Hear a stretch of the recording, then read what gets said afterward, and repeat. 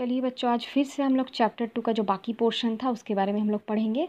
सबसे पहले हम लोग शुरू करते हैं चंद्रमा के बारे में।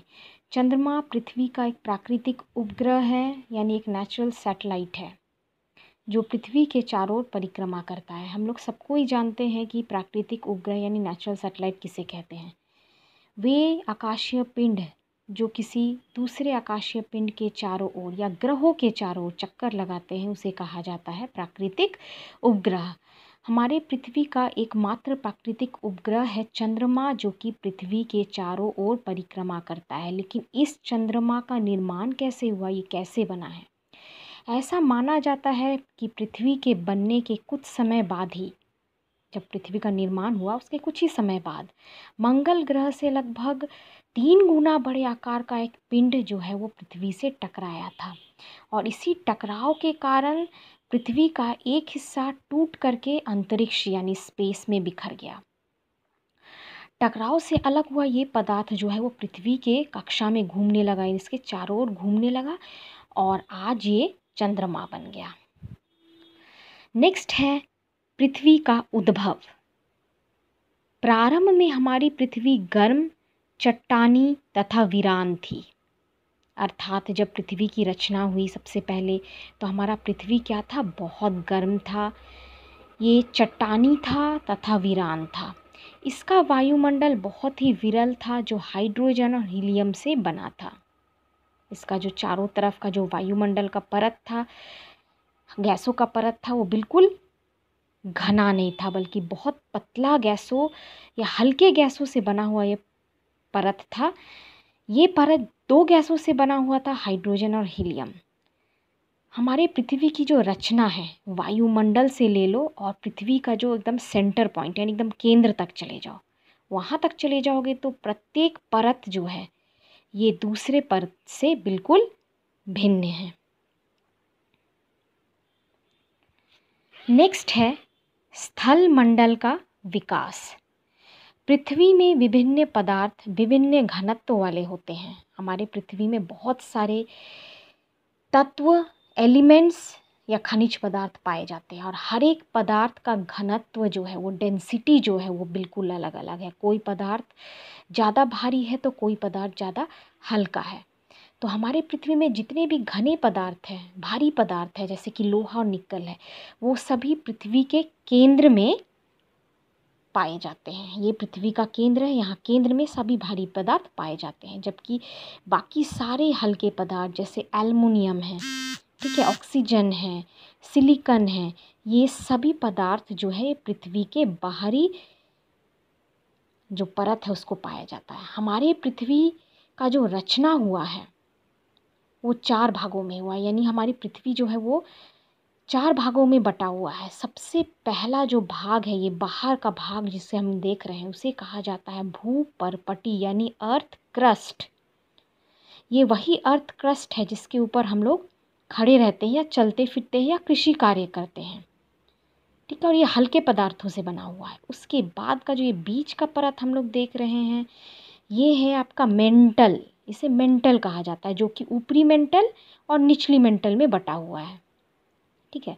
उसके बाद का तीसरा परत है बाह्य क्रोड, ठीक है, ये भारी पदार्थों से बना हुआ है। और उसके बाद सबसे अंदर है आंतरिक कोड, जो भी बहुत भारी पदार्थ से बना हुआ है।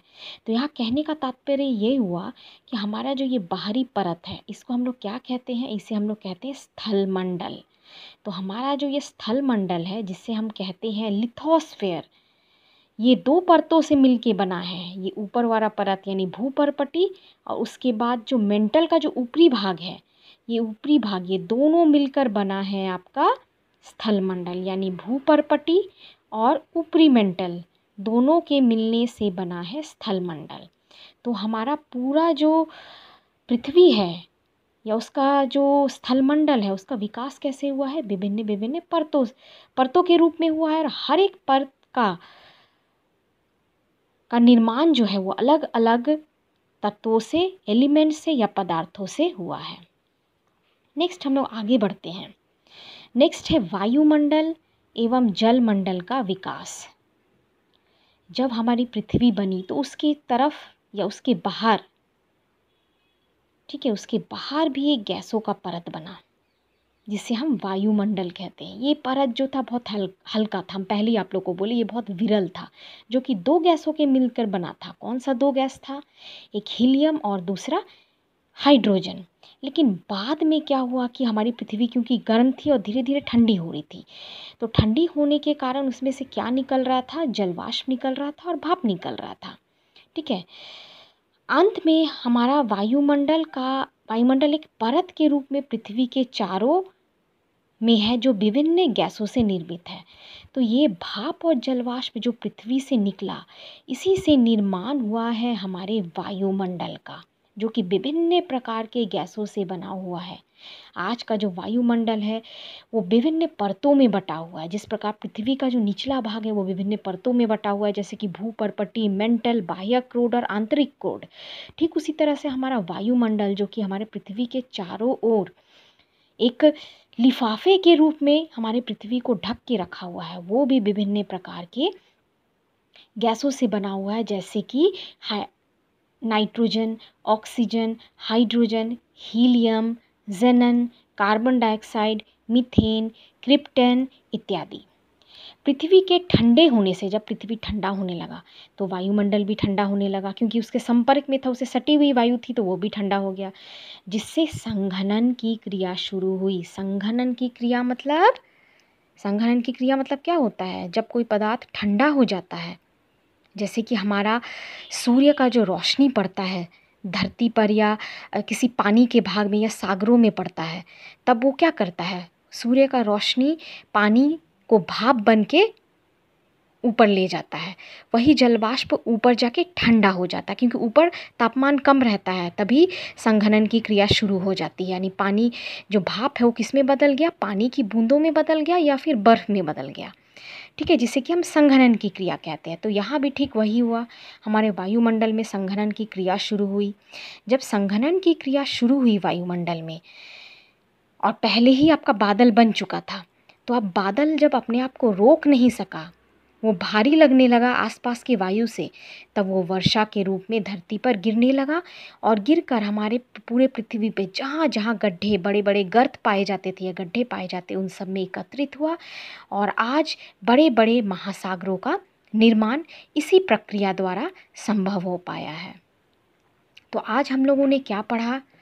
आज हम लोगों ने पढ़ा चंद्रमा के बारे में थोड़ा सा, हमारे पृथ्वी के उद्भव के बारे में, स्थलमंडल के बारे में जिसके ऊपर हम लोग रहते हैं, और वायुमंडल और जलमंडल के बारे में हमने पढ़ा। आज इस वीडियो को इतना तक ही हम लोग सीमित करते हैं। अगला वीडियो में आगे की जानकारी दी जाएगी।